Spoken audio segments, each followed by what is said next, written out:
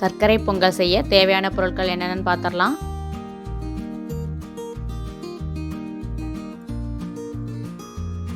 பச்சரிசி 400 கிராம் எடுத்திருக்கேன். பாசி பருப்பு 100 கிராம் எடுத்திருக்கிறேன். பச்சரிசி நான் பொங்கல் பச்சரிசி எடுத்திருக்கேன். அப்புறம் ஏலக்காய் 5, 50 கிராம் திராட்சை, முந்திரி 10 எடுத்திருக்கேன். மண்டவெல்லம் 1/2 கிலோ, அதாவது அரிசி பருப்பு சேர்ந்து எவ்வளவோ அதே அளவு மண்டவெல்லம் எடுத்துக்கணும். தேங்காய் துருவல் 1 பவுல் எடுத்திருக்கேன். நெய் தேவையான அளவு.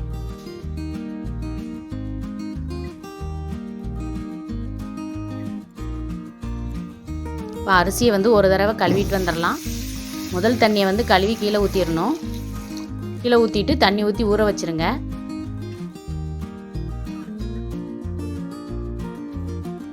இப்போ நம்ம அடுப்பில் ஒரு வடைச்சட்டியை வச்சு பாசி பருப்பை நல்லா வறுத்து எடுத்துடலாம். பொன்னிறம் ஆகிற வரைக்கும் வறுக்கணும்.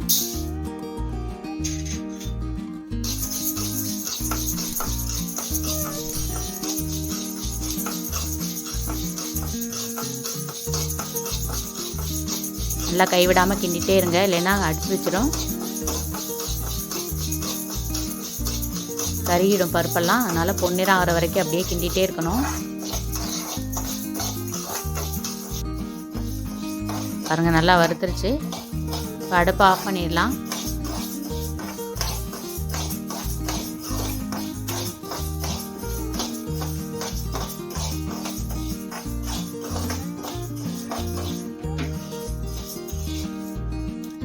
இதை ஒரு தண்ணி ஊற்றி நல்லா கழுவி எடுத்துட்டு மறுபடியும் ஊற வச்சிடலாம். தண்ணி ஊற்றி பருப்பையும்.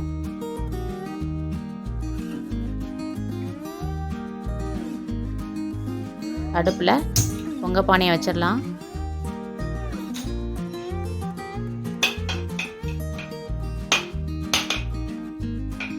பொங்க பானையில் முதல்ல தேங்காய் உடைச்சி ஊற்றணும்.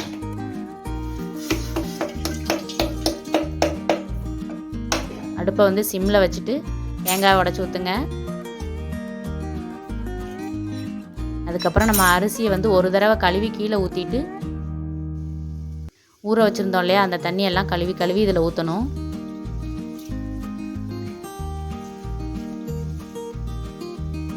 பாருங்கள், கழுவி ஊற்றி அந்த பானையை நெப்பணும். அப்போ தான் நல்லா பொங்கி வரும். ஒரு 5-6 தடவை கழுவி அதை ஊற்றினோன்னா நம்பிடும். அரிசி பருப்பையும் நான் தனித்தனியாக, அதாவது பருப்பு தனியாக அரிசி தனியாக கழுவி ஃபஸ்ட்டு தண்ணியை கீழே ஊற்றிட்டேன். 2வது தண்ணி வர்றது எல்லாமே இதில் தான் ஊற்றணும். பானையில் தான் நம்ம ஊற்றணும்.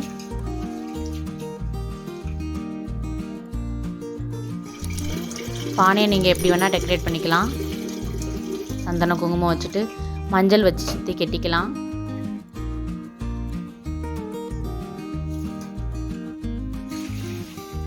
மஞ்சள் இலை இருக்கும் இல்லையா, அதை சுற்றி நல்லா கெட்டி வச்சுக்கலாம்.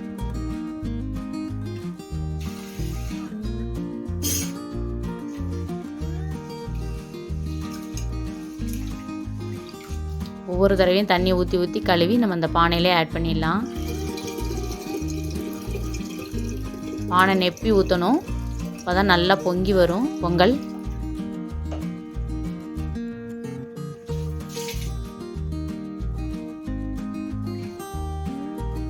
பாருங்கள், நெப்பி ஊற்றிட்டேன். எல்லாம் கழுவி நெப்பி ஊற்றிட்டேன். அப்போ தான் நல்லா பொங்கி வரும். பாருங்கள், பொங்கி வரையில் கையில் கொஞ்சம் போல் அரிசி எடுத்து வச்சுக்கோங்க. பொங்கி தண்ணி வெளியில் வரும். அடுப்பை சிம் பண்ணிவிட்டு 3 தடவை சுற்றி அரிசி போட்டுடலாம்.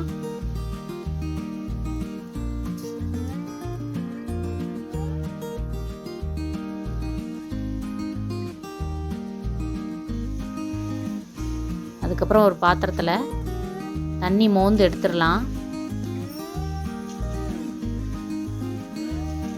அரிசி போடணும்னா இடம் பத்தாது இல்லையா, அதனால் கொஞ்சம் நான் எடுத்து வச்சிடுறேன். இந்த தண்ணி நம்ம எதுக்கு வேணால் யூஸ் பண்ணிக்கலாம்.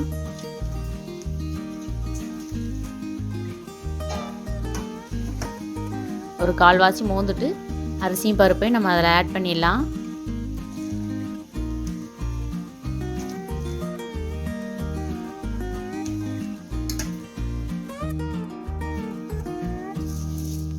பாருங்கள், நான் போடுறேன் அரிசியும் பருப்பையும்.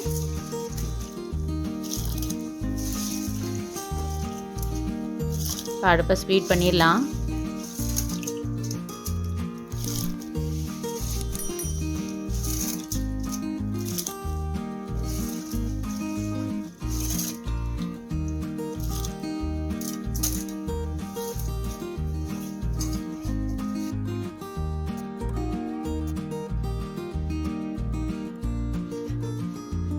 இப்போ மண்டவெல்லத்தில் நம்ம எடுத்து வச்ச தண்ணியை கொஞ்சமாக ஊற்றி அப்படியே கரைச்சி விடணும். இல்லைன்னா பாகு கூட வச்சு எடுத்துகிட்டு நல்லா வடிகட்டணும், இல்லைன்னா மண்ணாக இருக்கும்.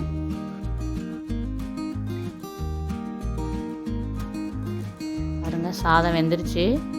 இந்த கண்டிஷனில் வேகணும். அதுக்கப்புறம் தான் மண்டவெல்ல பாகு ஆட் பண்ணணும்.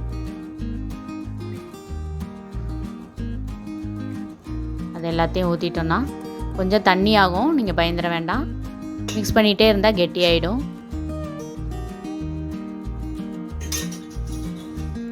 அரிசியும் பருப்பும் வேகிறதுக்கு 1/4 மணி நேரம் தான் ஆகும். நம்ம இடையில கிண்டி விட்டுட்டே இருந்தோம்னா வெந்துடும். இப்போ நான் மண்டவெல்ல பாகு ஊற்றிட்டேன். நல்லா எல்லா பக்கம் மிக்ஸ் பண்ணி விடுங்க. பாருங்கள், லூஸ் ஆகுது. பருப்பெல்லாம் போட்டிருக்கனால சீக்கிரம் கெட்டியாயிடும்.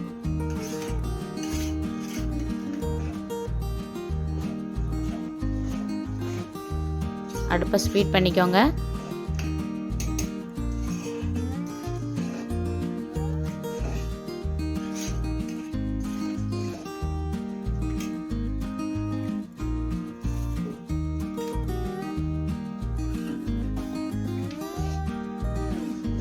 ஒரு 10 நிமிஷம் இதே மாதிரி மிக்ஸ் பண்ணி விட்டிங்கன்னா கெட்டியாயிடும்.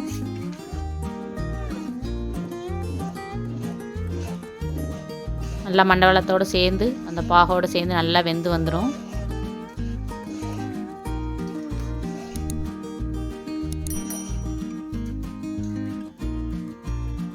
இப்போ தேங்காய் துருவலை போட்டுடலாம்.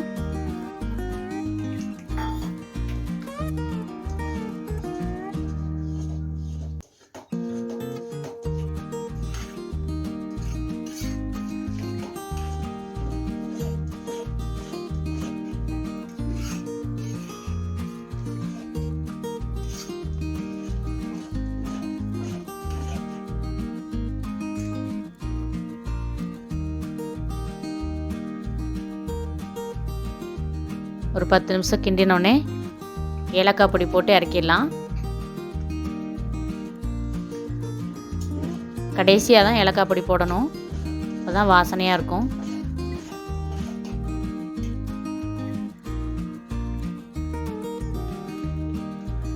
பொங்கல் ரெடி ஆயிடுச்சு.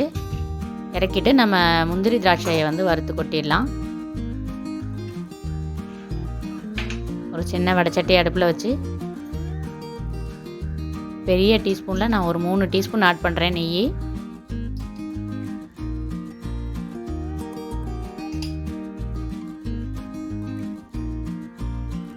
நெய் உருகட்டும்.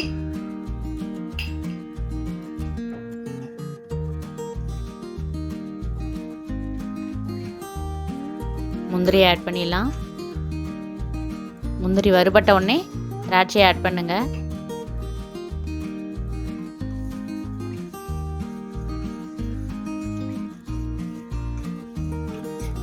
முந்திரியோட கலர் வந்து லைட்டாக சேஞ்ச் ஆக ஆரம்பித்தோடனே திராட்சை ஆட் பண்ணிடலாம்.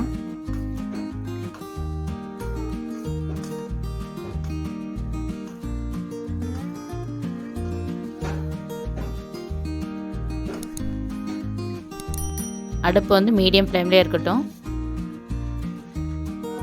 உள்ளே வச்சா கருகிரும்.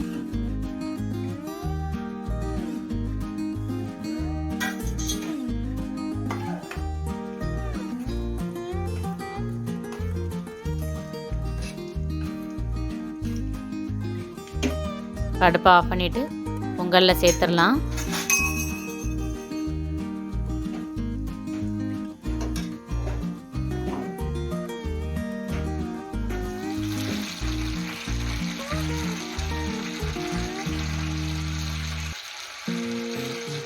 சர்க்கரை பொங்கல் ரெடி ஆயிடுச்சு.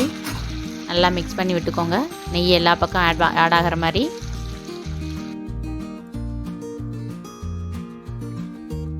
சுவையான சர்க்கரை பொங்கல் ரெடி.